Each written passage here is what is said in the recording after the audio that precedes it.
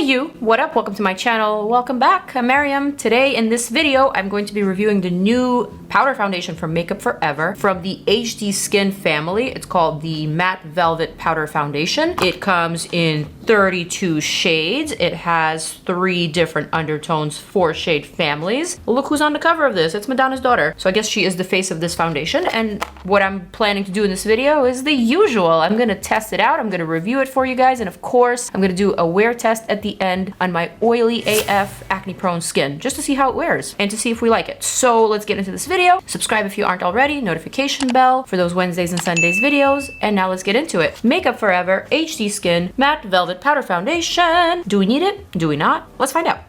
All right, so I was sent 3 shades of this Makeup Forever Matte Velvet Powder Foundation from the HD Skin line. Initially, I thought that this was the same powder foundation that Makeup Forever has always had, but apparently it's not. This is the new HD Skin foundation. Undetectable 1 swipe coverage, 24-hour blurring, 24-hour mattifying, 24-hour comfort is what it claims to have. Medium to full lightweight natural matte real skin finish. Also, it promises no caking or creasing. It's a clean formula. They're initially launching this in 32 shades, but it says that they will add more shades in the future. It literally says that here. So this is a $43 product. It is 54 Canadian dollars. Available online in store at Sephora and makeupforever.com. So that's pretty much all the deets that I have on that. Let's see, we have 11 grams or 0.38 ounces. This is made in France. Let me actually go ahead and show you the shades that I'm working with and what was sent to me. We have 2 neutral shades and 1 yellow shade. So I'm gonna swatch them at first just to show you what they look like on the skin. I have shade 2N for neutral, 22, 2N22. This comes with a little sponge here. Whoa, picks up a lot of product. And here is 2N22.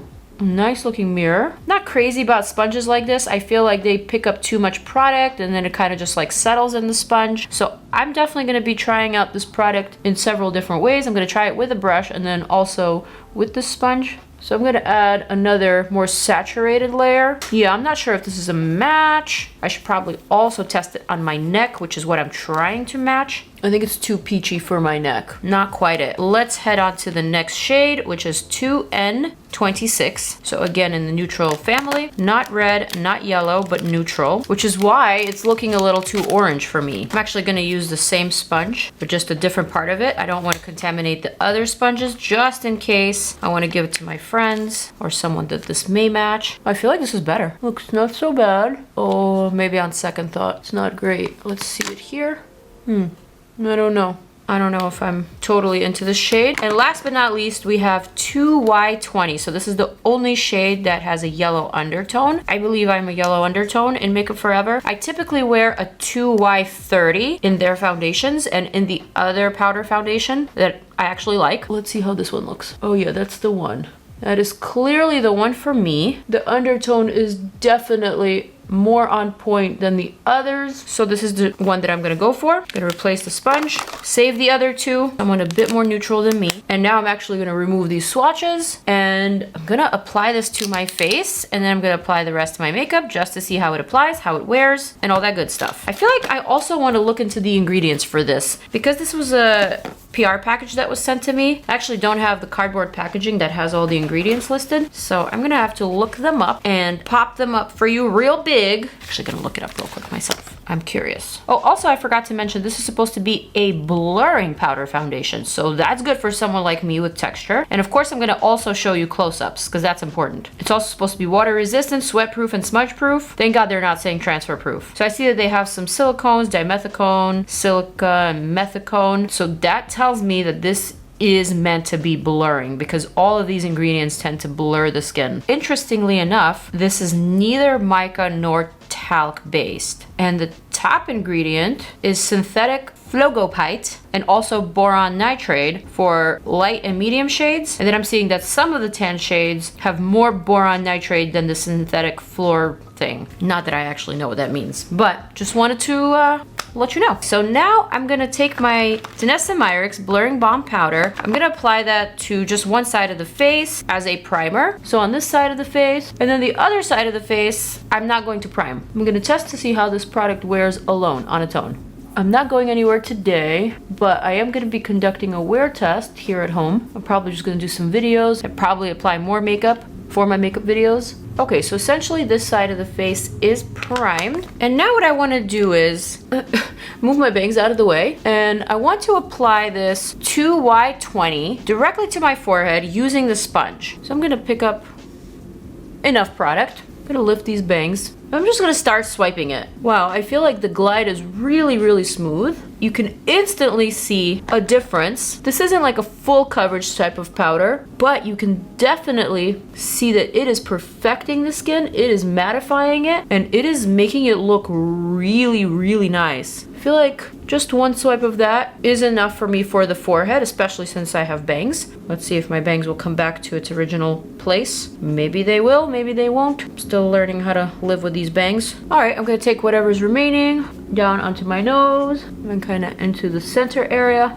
like that. And then I'm thinking, I want to see what happens if I apply this with a really fluffy powder brush. This is a brush from Jones Road. Just gonna dip a little bit. It definitely picks up enough product. I'm gonna see if I can kind of just swirl that onto my face. And I really like this. Ooh, I always liked the original powder foundation from Makeup Forever, but this at first impression, I might like even more because it is just extremely, extremely smoothing. It's making my skin look like baby skin. I'm not exaggerating. And totally natural, like I'm not wearing anything at all. All right, so now I'm just gonna take the sponge and maybe see if I can concentrate it in those areas where I have some more problems to cover up. And not that I would cover up my freckles, but because my freckles are essentially spots, I want to see how it does at covering up spots. I gotta say, it's pretty decent. I might have to show you a close-up of one of these sponges. This is not a regular sponge that is solely made of this rubbery material. It is this porous type of material on the outer side, but on the inner side, it's actually a velvet. So it makes it really nice on the skin, and it makes it ideal for this type of product.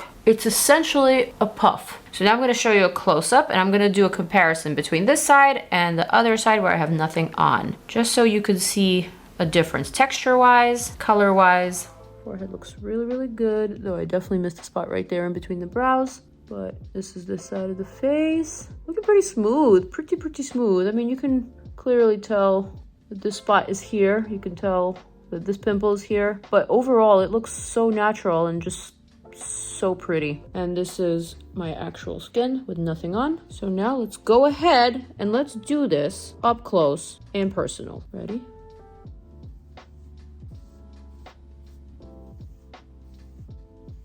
I'm sorry. I feel like this product doesn't even need a primer. That was really, really impressive. What pores? What pores?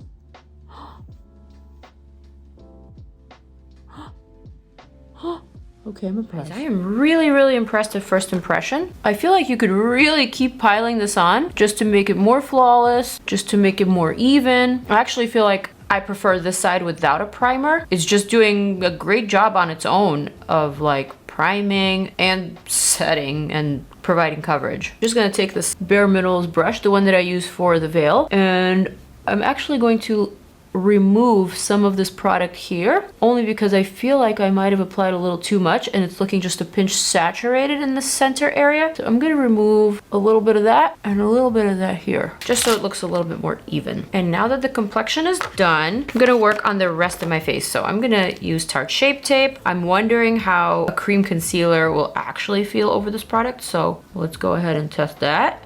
Let's actually cover up some spots. Let's see what happens. All right, let me go ahead and do the under eye. Honestly, that's not too bad. There's no cakiness whatsoever. That was one of their claims. And so far, this one seems to be holding true. So I'm just like stippling a little bit of concealer to my spots. And I'm gonna add a little bit of powder on top like that. Okay, great. Excellent. So now I'm thinking I need to add some blush. I need to add a little bit of bronzer. So for the blush, I'm gonna go for this Too Faced one. It's just sitting here, so I'm gonna use it. Okay, I kind of just like crudely applied a little bit of this Cloud Crush blush in the shade Golden Hour. And now I'm gonna add a little bit of bronzer. I'm gonna go for the Jones Road bronzer. I'm gonna add just a smidge using this IT Cosmetics Heavenly Luxe brush. A little bit here. All right.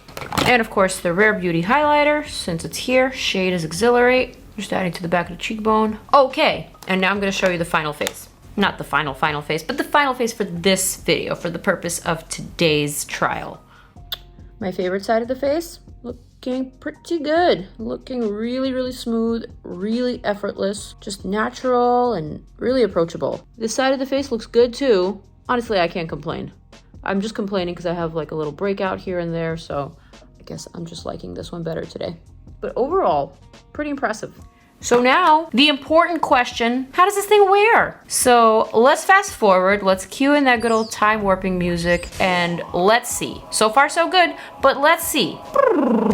Back in the filming room, 6-hour wear test, and my bangs are not cooperating today. But apparently, neither is this new powder foundation. What I'm trying to say is, after 6 hours, I am not impressed. Can we just look at this reflective AF forehead? I mean, this forehead looks so greasy and it does not look good. It does not look good from far away. It does not look good from up close. I am not pleased with the outcome of this wear test. All right, let's actually zoom into this side of the face. This is the side of the face that I initially liked, where I was not wearing any primer. I have not blotted all day, so let me actually do a blot test to see what happens after. After blotting, it does seem to look a lot better. You can clearly still see the blush, which is sitting on top of the powder, but everything else, like that forehead, it's just not looking good.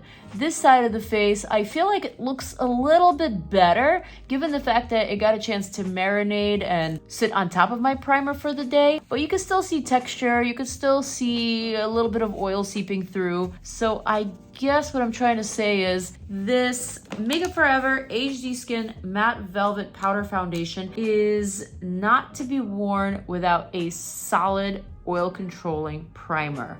I mean, unless of course you don't mind blotting, but I feel like I became an oil slick several hours ago. It didn't even take me 6 hours. I feel like it just took a couple of hours for me to become very, very greasy looking, and that's not ideal. And I'm sad because I felt like this powder foundation looked so beautiful and upon its initial application, and I really wanted it to work for me, especially given the fact that it is said to work for oily AF skin like mine. Clearly not. So I don't know. I don't want to give up on it just yet. I don't think it's a complete fail, but I don't know if it's a product that I would ever call a one and done and just slap on my face and walk out the door. I guess I wouldn't feel like my foundation or my face base is reliable and will withstand all the elements, particularly my oils. So that is my video. That is my final bottom line, I guess. Am I a little disappointed?